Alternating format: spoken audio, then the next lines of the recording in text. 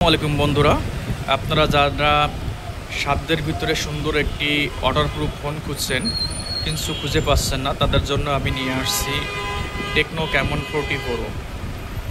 এই ফোনটিতে আপনারা IP69 রেটিং পাবেন, যেটা সম্পূর্ণ পানি প্রতিরোধক।